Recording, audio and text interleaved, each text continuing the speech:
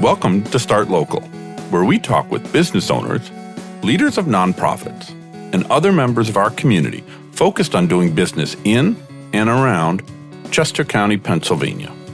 Each episode will provide insight into the local business scene and tell you about opportunities to connect with and support businesses and nonprofits in your local area.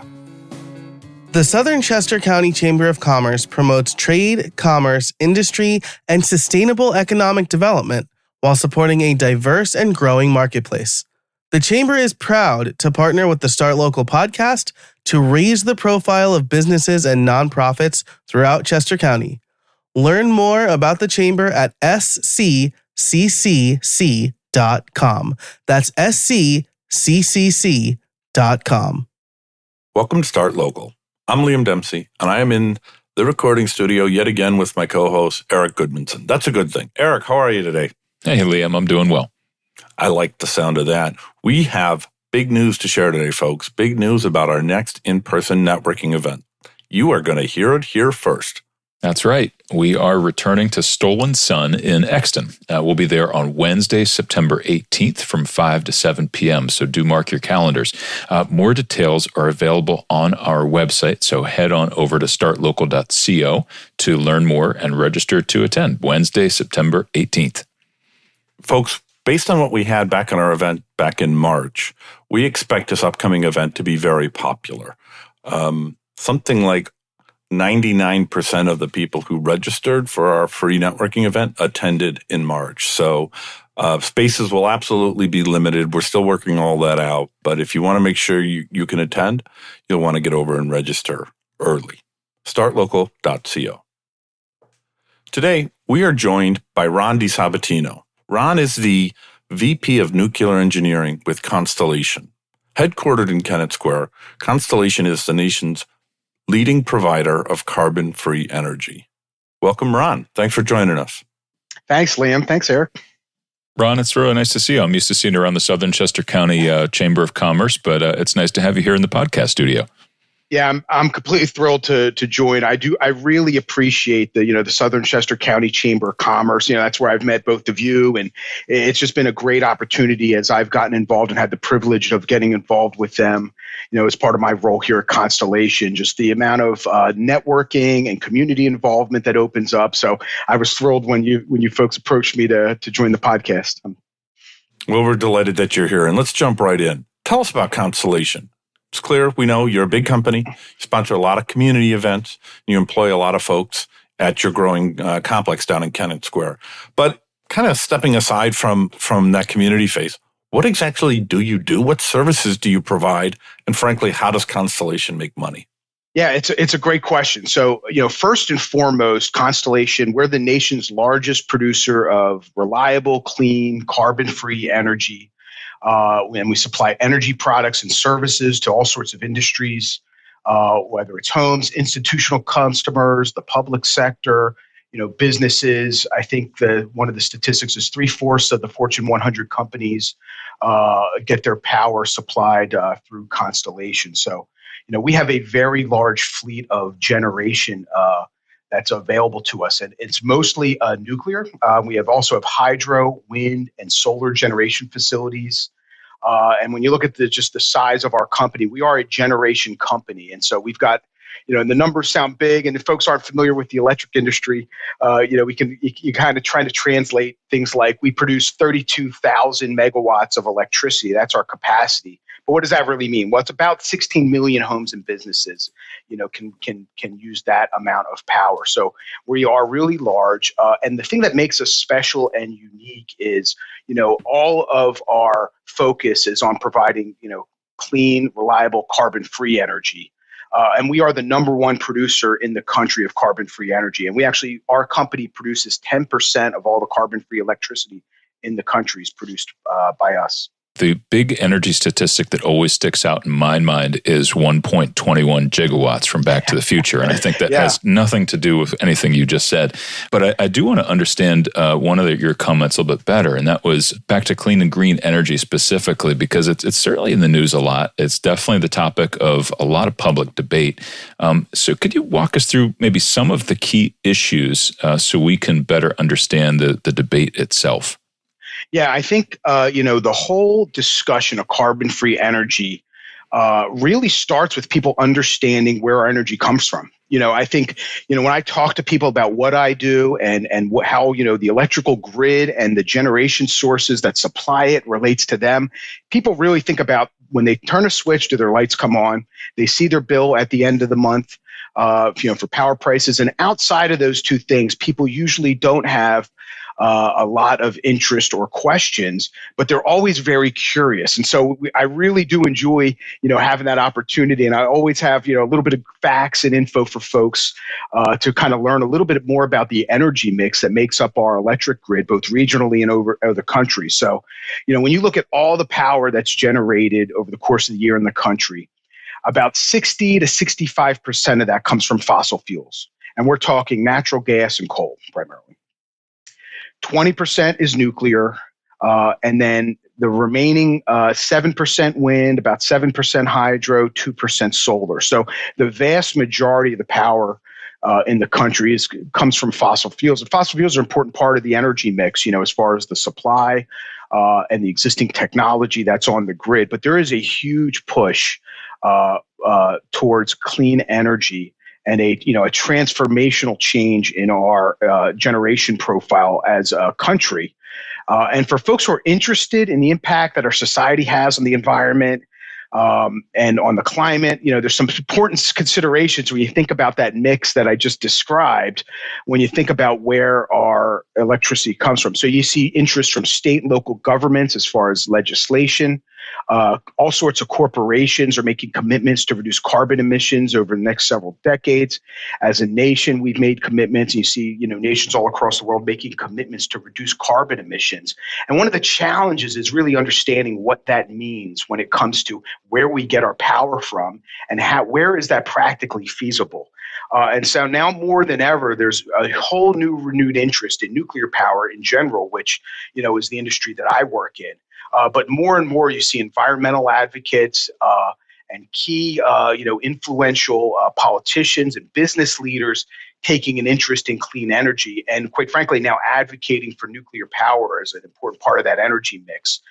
Folks, Oliver Stone recently released a documentary called Nuclear Now that really highlights this whole topic. And so I think that's a great source of information if folks are interested by the discussion or are looking for more details. But, when you can kind of lay it out in the simplest terms, when you look at the overall mix of energy and really, how big each contributes to our, energy grid. So when you look at, I talked about, 60 to 65% is from fossil fuels, while the remaining, 30 to 40% is coming from nuclear, wind, hydro, solar.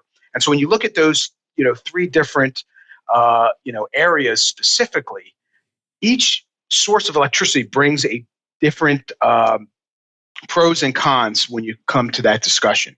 So when you look at nuclear the things that we are most proud of is, one, we're very reliable. Our nuclear power plants are designed to turn on and operate for a 2-year operating cycle, and then you would shut down to refuel the reactor and run for another 2 years. So on average, nuclear has what we call a 92% capacity factor, where if you measured all of our plants and how much of the time we're at 100% power, putting out our full output, it's about 92%. Wind and solar have a challenge there where they're relying on the sun or the wind blowing. And so they're really subject to those factors. So wind power has about a 37% capacity factor, and solar is somewhere in the mid-20s, 28, 27%. And so, when you build a power plant that you're relying on to provide power, you have to understand what percent of the time that facility is going to be able to put power on the grid. And that's one thing that really differentiates nuclear when you're talking about clean energy from the two renewable sources like wind and solar. And so, when you talk about the size of our facilities, that's the other big contributor as well. A typical nuclear plant is about 1,000 megawatts of power. So, those are like big numbers, but you can kind of equate that to 500,000, or more homes. Peach Bottom, which is one of our, company's power plants, is located in southeastern PA here, has two 1,300 megawatts units, so 2,600 megawatts total, and that's running at 94% capacity factor. Some of the largest wind turbines you'll see driving out, if you're driving across the Pennsylvania Turnpike, and you see some wind turbines, on the horizon. They're about 3 megawatts each for the large ones. So if you think of about 3 megawatts each, and if they run at 37% of the time, it would take over 1,000 wind turbines to equal one of the units we have at Peach Bottom. Okay. And then the other, comparison when you think about is the size and the physical real estate required for that energy. A wind farm of that size to match one of a 1,000 megawatt nuclear unit really takes up about 360 square miles of real estate, and all the transmission and interconnection to get all that power back to a usable spot on the grid. Solar is another great, source, and one of the challenges they have, obviously, is they only provide power when the sun is shining, and then the other thing is also the real estate. So one of our Peach Bottom units, is really about the same size as 45 to 75 square miles of solar panels. Okay, so when you think about things, when you think about the physical real estate and the capacity factor and the reliability, and always being there to put the lights on, nuclear really is unique in that ability to meet that demand the same way the fossil plants do, but we're also clean and carbon free. And I think that's the kind of unique thing that really piques the interest, now, and when people talk about clean energy, and that's why you see the renewed interest in nuclear power. Thank you for those numbers. That's really helpful. I'm afraid that my pencil might be running out of graphite here, but it's definitely worth going back, I think, to listen to those numbers again, because there's a lot to unpack there, and that's going to be really helpful as Eric asked to help us understand the debate around it. Thank you.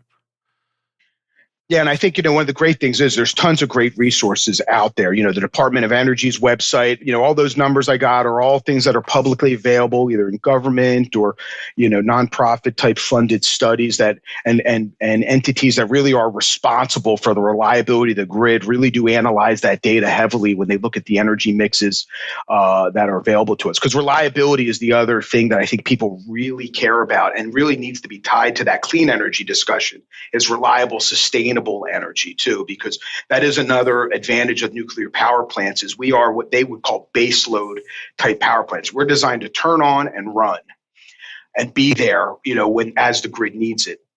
Fossil plants have the ability, they will turn on and turn off based on market and demand power prices. And then the renewables, wind and solar, are on when their power source is available. So if the wind blowing, they're going to generate. When the sun's shining, they're going to generate, right? So, what we call in our business, we're really a 24/7 dispatchable power. We can be there when the customer needs it, when the grid operators need that demand. When weather's really hot, and more importantly, actually, when it's really cold as well, there's huge demands on the grids, and they're calling on generators to come online and meet that demand. If folks remember Winter Storm Elliott, it was Christmas Eve 2022. It was the first time in my lifetime I'd have ever received things like text messages from PECO,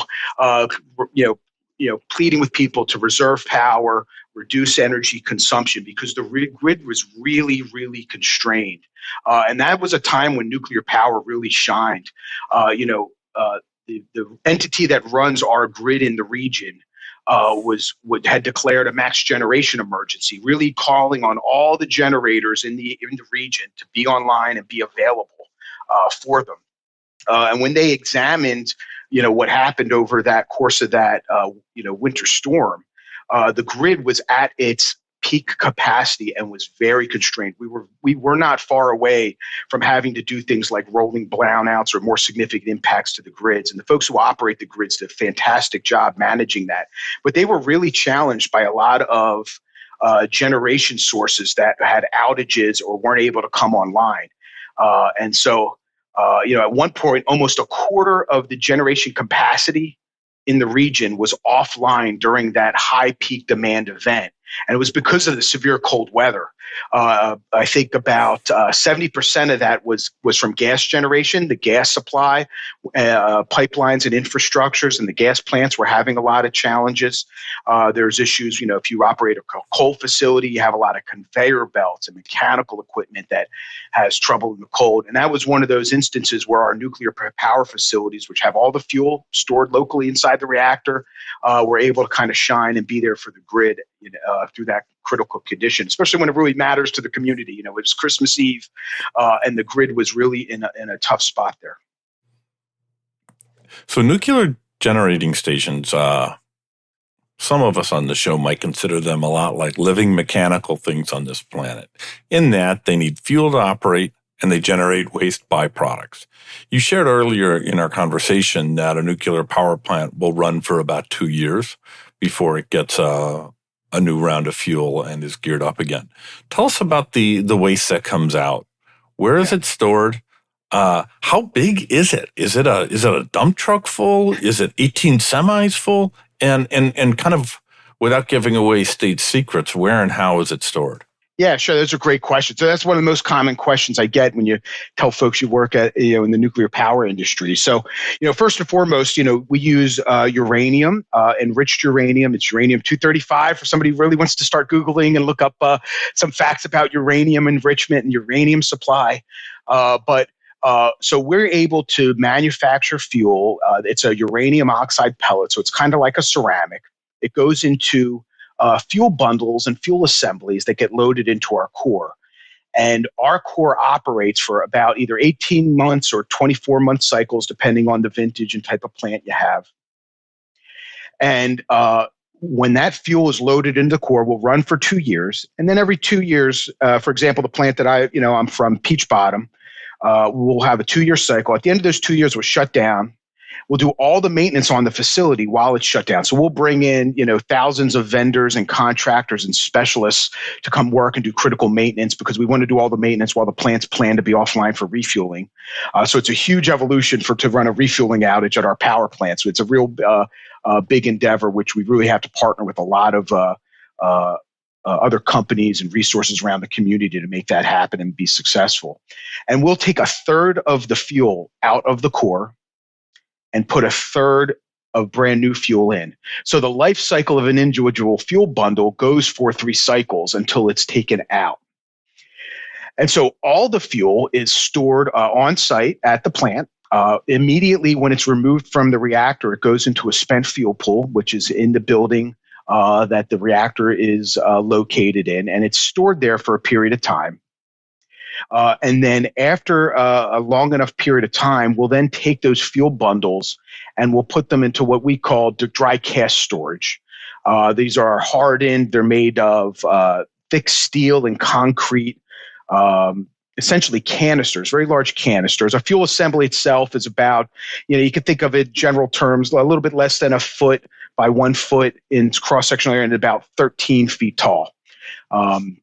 So it's a very long, slender assembly, and we'll load them into these canisters. We'll take them out. The canister gets filled with helium. It gets welded up and sealed, and it's fully self-contained, essentially indefinitely, and will be stored outside on a reinforced concrete pad for its life. The original intention when the nuclear power industry was spun up in the 50s, 60s, 70s was the federal government was going to take ownership and responsibility of the spent nuclear fuel, and they were going to create a central repository. And so a lot of folks know the term Yucca Mountain, and Yucca Mountain was supposed to be that repository. And so, without having something like Yucca Mountain, which has not come to fruition, our power plants are 100% prepared to store locally on pads at the sites for the life of the plants. So we have that ability to do that sustainably. But long term, there really is that need and demand to have a comprehensive plan for long term, especially if we're talking about building new nuclear, other countries have technologies where they'll reprocess the fuel, so they can take the fuel that's been removed from the reactor, reprocess it because there's still usable life left in that fuel, and then repurpose it and put it back in for another operating cycle of the reactor. So those are some of the more intricate kind of behind the scenes nuances of the overall energy plan and the kind of the debates that surround spent nuclear fuel. But big picture is it's all stored locally on the site, and it's there, and that's a sustainable approach for the life cycle of our plants. As a technical person, I really appreciate the nuance of your answer there. So that's this is fascinating to me so far. I want to go back to Peach Bottom that you mentioned, and also Limerick, since that's another nearby nuclear plant.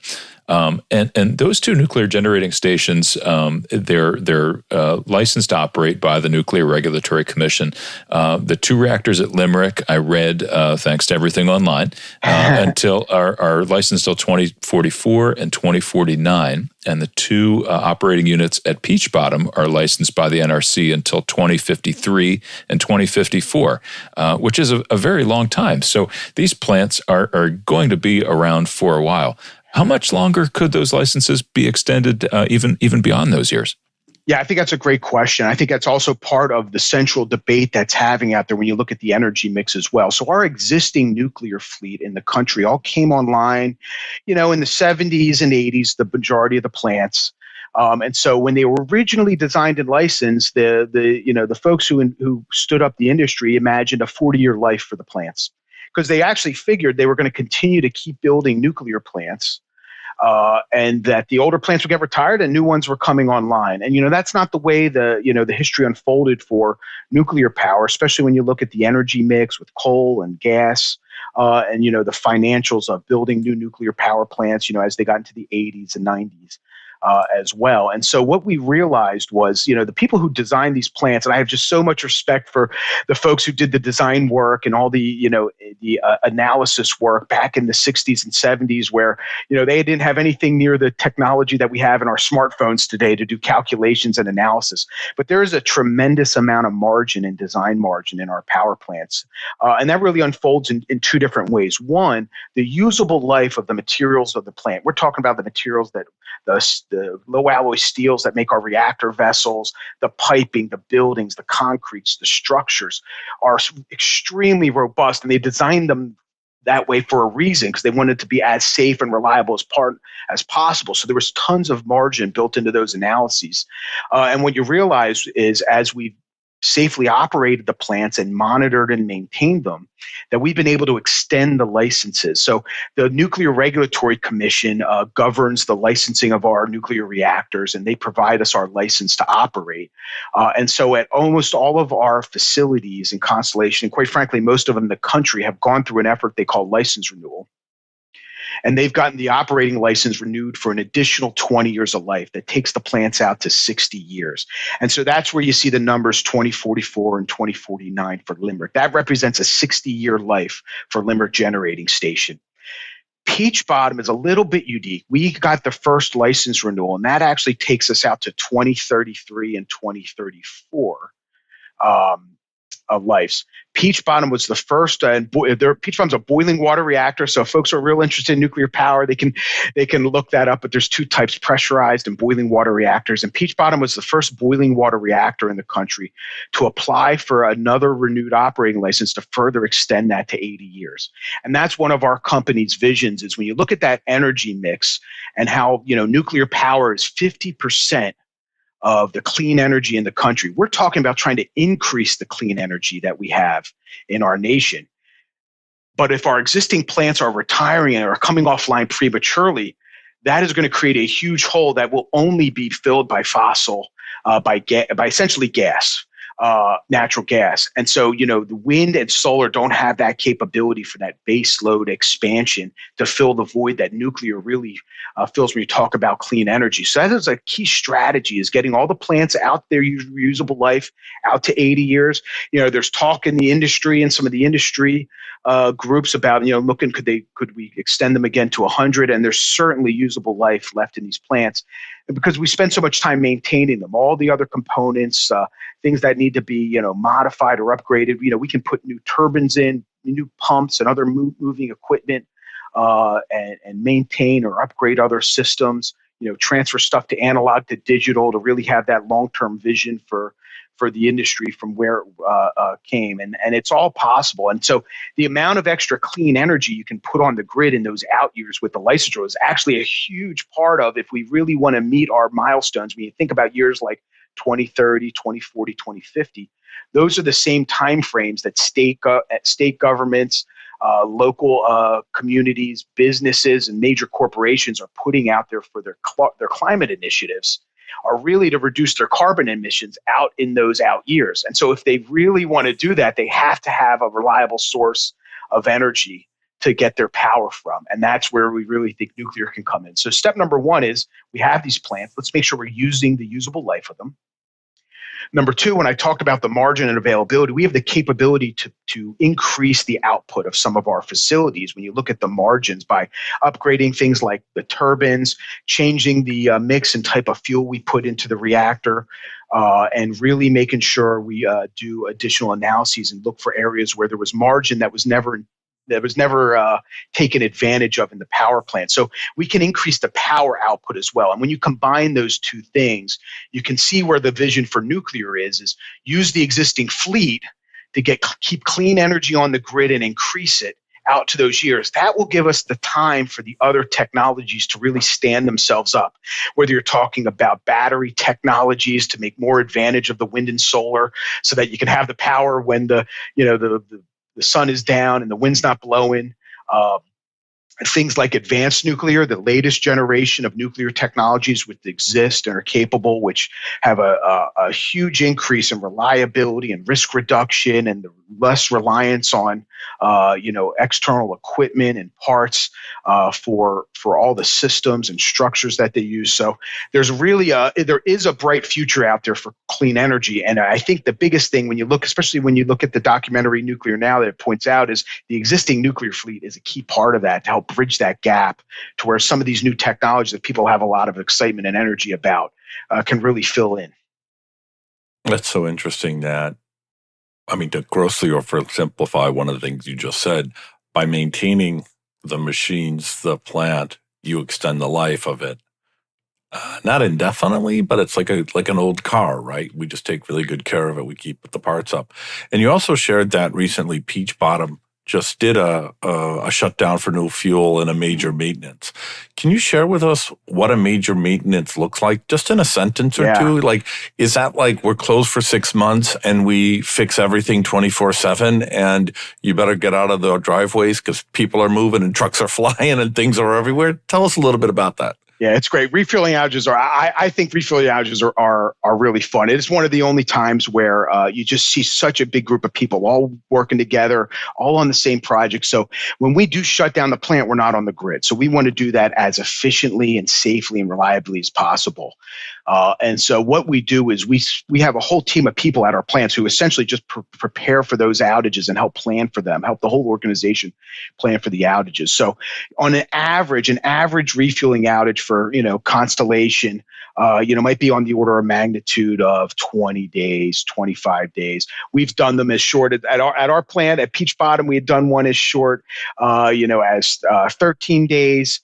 12 days, that's probably on the extreme end of how short they are. And really what you need about 2 weeks, rule of thumb, to refuel the reactor. And then you have to factor in all the other maintenance you want to do. So an example would be, hey, Peach Bottom's turbines are due for their 10-year inspections. And so we're going to have to take that time to do an inspection. Or you might have a major component replacement or a project you're going to do. And that's where some of the durations might extend out beyond just what it takes to refuel the reactor. And so what we really do is we take all the list of work we want to do, and you get it, so for lack of a better term, get it on a whiteboard. It's a computer system. And we really assign all the resources we need. We find out how many people we need to bring in, how big the teams need to be. And we try to do all that work. And so that's the order of magnitude. It's a couple of weeks, somewhere between 2 and 4 weeks is probably the industry or our company's average. Industry average might be a little bit higher than that. And that's where you see just a huge outpouring of support. All the local hotels around power plants and that local community actually all know when the refueling outages are. Vendors, there's a whole specialty industry for people who service nuclear power plants and do all sorts of work, whether it's turbines and reactors or pumps and valve maintenance, electrical testing, and things like that. And they have made their careers traveling around from nuclear power plant to nuclear power plant, doing that type of work. And we actually schedule our outages thoughtfully, so we don't have every plant down at the same time. And it's really because of the resources. We have people travel between all of our power plants and go do that work. The outages are generally in the spring and the fall. That's the other kind of nuance, because that's when energy demand is the lowest and power prices are the lowest as well. So all the nuclear plants in the country are scheduling their outages in the spring or the fall timeframe.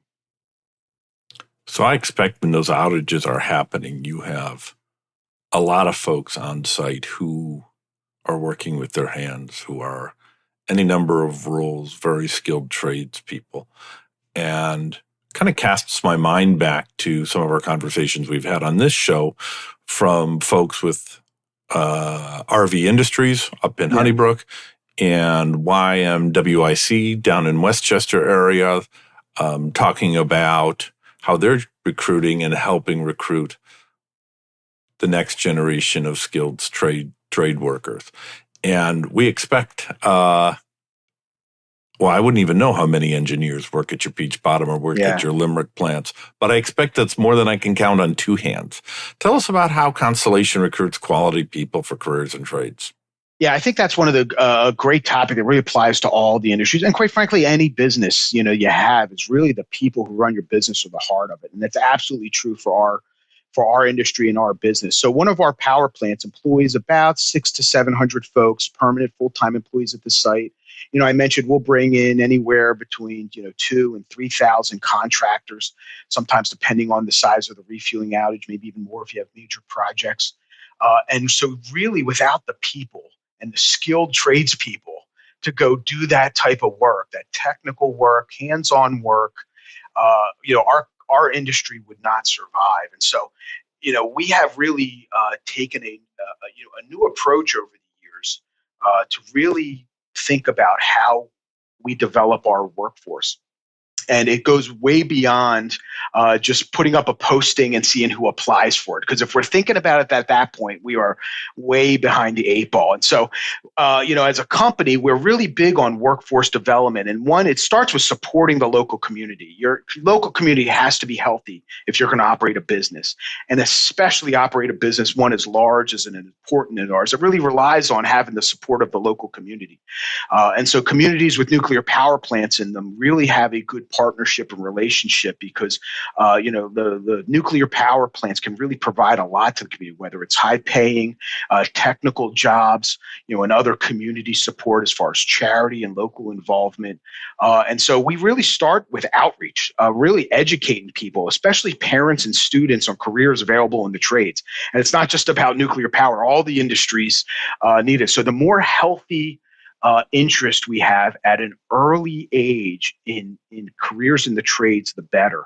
Obviously STEM, it's a big buzzword in the schools and STEM fairs and looking at and how we're educating our children, in science, technology, engineering, and math.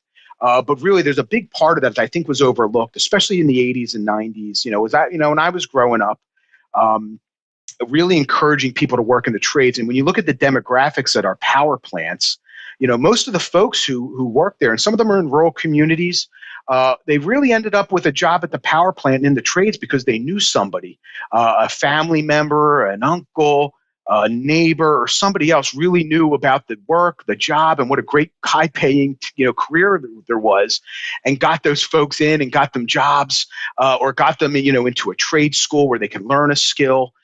And get into entry-level positions where they could then progress in their career. And I think that's something that was really missing as, obviously there's a big encouragement to have people pursue college degrees, but I think that's something that gets missed when you talk about, having a healthy, rewarding career in the trades, doing something with your hands, learning a technical skill.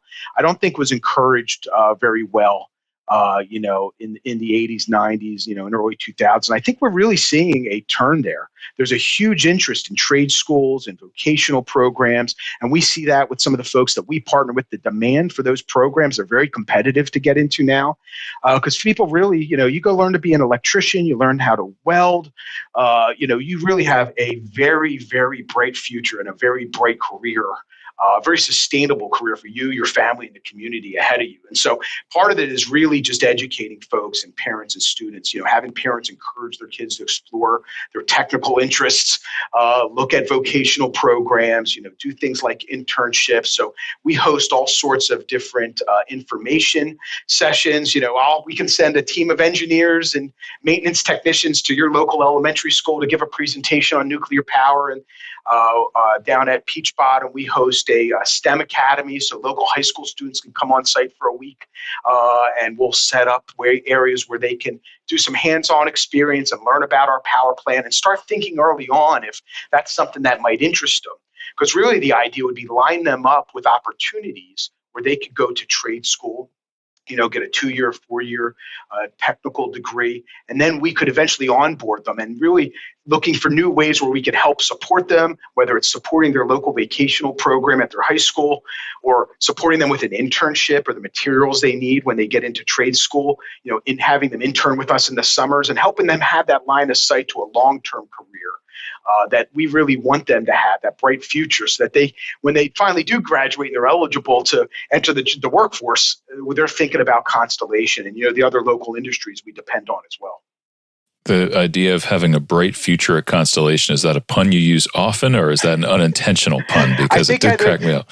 Yeah, I think it's actually, it might be an official pun, but I think, but it really is. And that's where, when I really do, I do all sorts of, high school and other outreach programs. We have summer interns here. Just in our Kennett office, we have about 20 summer interns working. We bring in, over 100, 200 interns as a company across our fleet at our 12 nuclear sites. I don't know if I mentioned that. We're not just in Pennsylvania, but we have plant in Maryland, 3 plants up in New York, 6 plants in Illinois. As well. And so we have, being a big company, we have a lot of opportunity for folks. And it's so neat to go talk to the young individuals, whether they're high school students in a trade program or they're in a 4-year engineering degree program, and talk to them about nuclear power. Because the difference is now also those prospective employees of the future are actually interested in green energy. And that's something that actually interests them. They're coming to talk to us about what we do, which isn't something that was happening back in the 80s and 90s, people looking to get into nuclear power. And so that is a really nice thing. And then the other big area that we're really supportive of is, we have a lot of veterans who work for us. Obviously the Navy is a big user of nuclear technologies, nuclear submarines and aircraft carriers. And so the training and the skills that people build in the nuclear industry, in the nuclear Navy, are directly translatable to our workforce. And unfortunately, they're actually high demand, for people coming out of the Navy nuclear programs to go into all sorts of industries because of the skills that they have. And so, a good portion of our workforce, initially got into nuclear power through the Navy, which is a great option for folks to start their career and get some training that they can translate into an industry afterwards. The Navy aside, I'm going to ask you a 3-part question, but the Navy aside, I'm curious if there's a particular spot that you like to find new candidates, where it's just always a great well around here in this local area of where you'd find candidates, whether it's workforce of tomorrow or just people that are currently in the workforce. Are you hiring? And if people are interested in jobs, where should they go? Yeah, one, I can't recommend enough people going to constellationenergy.com. We have a whole section on their careers, and it outlays all our facilities, the job types that we have. It's not just also technical. We have folks on the business side of our company. Our company, a huge part of our company is actually selling our power and working with customers to line them up with the power they need. And that's one of the big things we bring to the table.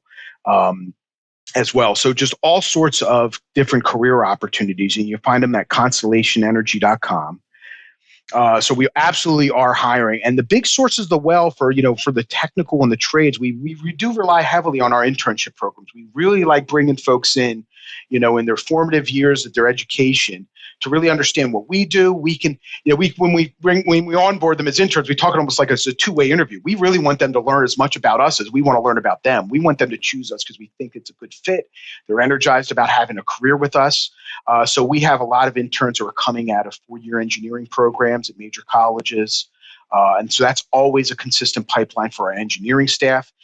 And then trade schools, local trade schools, Williamson, there's Thaddeus Stevens out in Lancaster for some of the local ones. Some of the folks know those names.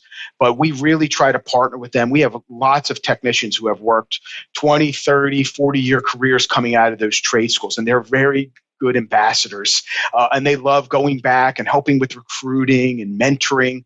And so, we're always willing to, if there's a career fair at a local school, to send people to help do mock interviews and help support their folks' development too, just to help ready people to enter the workforce. Because that really is the best pipeline. Folks, we really do want folks who have a really good, strong technical interest, who are able to demonstrate that and get involved. But we also have the ability to onboard people in more junior roles. Like we have a huge security workforce at our sites, and we see people take career paths.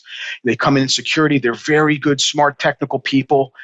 They find something that interests them, and next thing you know, they're a trained technician in our maintenance department, or they work in the business operations department in the site, or project management. So that's one unique thing you get to see, the community at a site with all these different department skills. We really have the opportunity to train and help develop people into different departments.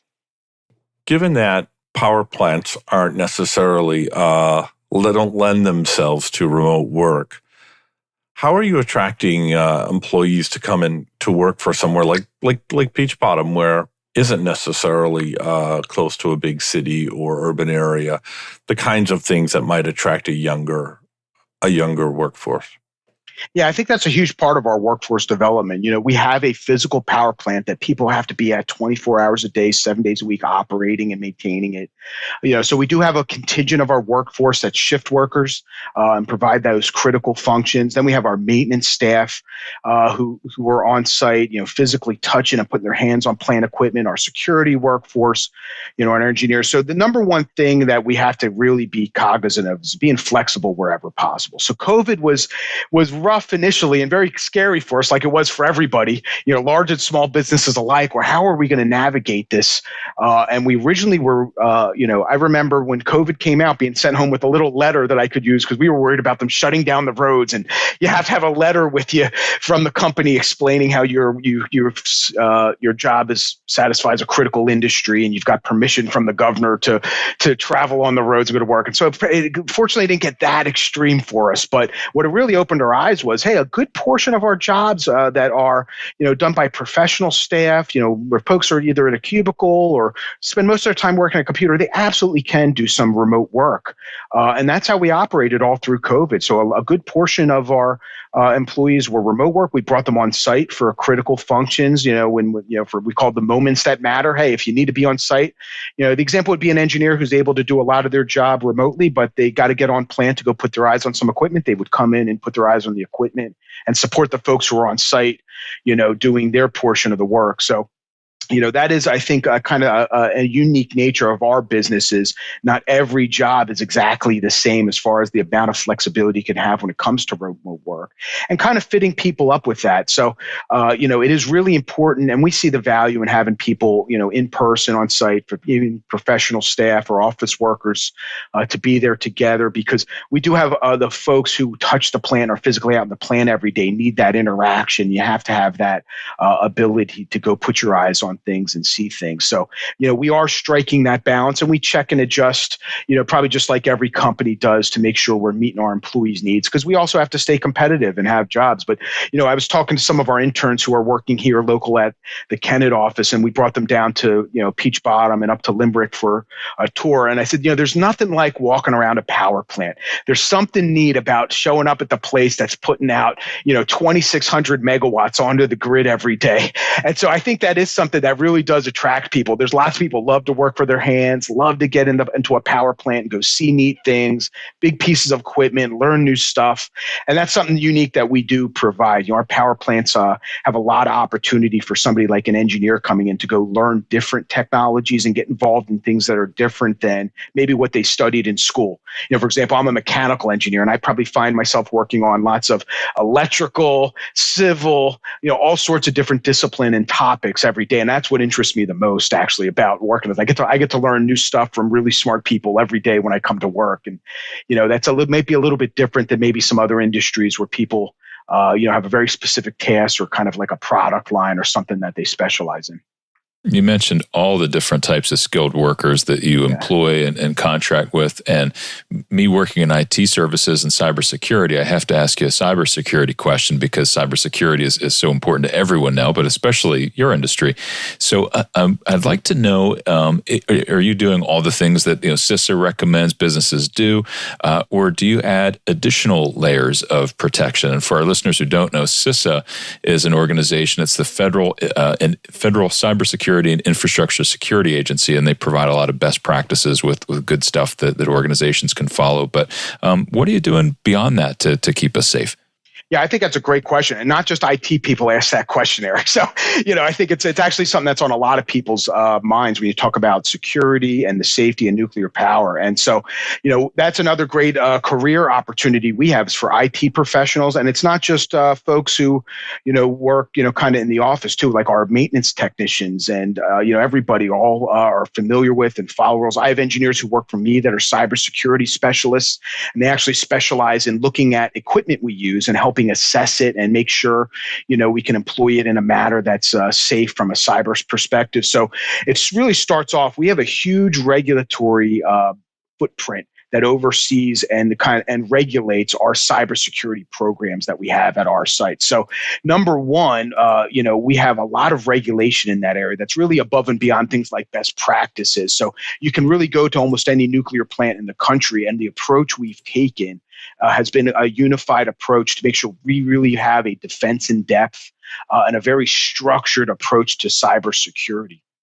So we have some pretty advanced measures that we've put in, and then a lot of it goes above and beyond maybe some of the cybersecurity measures that a typical business or corporation would put in place, because we're obviously just like every average company who uses all sorts of IT services and has lots of critical data that we use for our business functions. But the nuclear power facilities themselves, one of the big tenets of our cybersecurity protocols and protections, they really are, essentially an island of operation, and they're physically separated to prevent any direct or indirect access to the internet. So any system or device, lots of things that are people think maybe normal are actually digital components nowadays. Our plants were originally designed with all analog technology, but we've transitioned and we have a lot of components, whether it's a small device or a large computer system that relies on digital. So number one is keeping it physically separated so that there actually is no connection to the internet or anything from a network standpoint external to our power plant. And now that we have that isolation, the other big factor is we have really strict controls around access to our plants. One, from a people, and then two, the types of devices and things that they employ. So, our extensive security screenings and training are really important. Our workforce is highly aware and familiar with all the protocols for cybersecurity, because people actually, as anybody knows who's in the IT industry, people are actually your biggest vulnerability and your biggest defense barrier that you can rely on for making sure your systems are safe. So, people who work on digital plant equipment are under increased observation and monitoring to make sure they are really trained, they're qualified, and they're aware of all the protocols needed. And, the idea of like using something like a thumb drive at the power plant, there's a lot of training and education we do where we don't have the ability to use thumb drives where you're not. And if there is a time where we call, things that we call portable media, we have very special scanning kiosks, all sorts of barriers and things in place for that. And it really it's important just to make sure everybody's really educated on all our processes and why it's so important. Because I think a lot of times when you look at companies and general corporate risk about cybersecurity, a lot of it's inadvertent access and inadvertent contact that could open the door and lead to a problem down the road. And that's where we really have this big defense in depth approach. You protect the systems and the physical hardware, you physically separate it, you really train, and you have a great workforce who knows the requirements and knows what to look out for. You have great monitoring and response if you do detect an issue. And that's all part of our cybersecurity program at the sites. And that all has special oversight and regulation and inspection by the Nuclear Regulatory Commission, which oversees the regulation of the nuclear power plant. So we go through regular audits and inspection, both internally and externally, on the health of those programs. For those who can't see at home, Eric is nodding his head with some level of comfort. I, too, am comforted by your answer, Ron, but I have to suggest that I think the screenplay writers of Hollywood are really disappointed. They're not going to be able to write the scene where you hack into the nuclear power plant from a helicopter. Yeah. Yeah, and that's always a great source of questions. Or something saw on TV, and is that possible? And it's great. And that's where I really recommend folks is if you're interested and you have those questions, there's really great resources online. The Nuclear Energy Institute is one of our industry organizations. NEI.org is their website. And all the type of information that I'm sharing is really well presented there on their website, because they really want to be a spot where people can go learn about, and transparently learn about the safety of a nuclear power plant, because our ability to provide that clean, reliable energy relies on the confidence of the public. It goes hand in hand. And that's why we're so, we take such high importance of, our respect for the environment, respect for safety, personnel safety, respect for security and physical security and cybersecurity, because we really need to maintain that public trust in our technology, and the people who work on it have a lot of pride. And so having that partnership is just so critical for us. And we'll be sure to include links to the websites and resources that you shared. Ron, we are running out of time, but I do have a question that I want to ask of you. Constellation has been a committed supporter of a number of organizations and businesses and the like in Southern Chester County. But I wonder, is there a local business or a nonprofit that you think more folks should know about? Yeah, one that comes to mind, it's just another great example of the value we get out of the Southern Chester County Chamber of Commerce. Is there really is an opportunity for somebody like me who works for a very big company to really learn and get to actually know the people behind the local charities and organizations in our community. And I think the more folks that learn about them, get to meet the people and see physically what they do, just the more support and you can have. So, one of the great ones is TikTok Early Learning Center, who really fills a critical role for early childhood education in the community. Susan Serwin there is the executive director.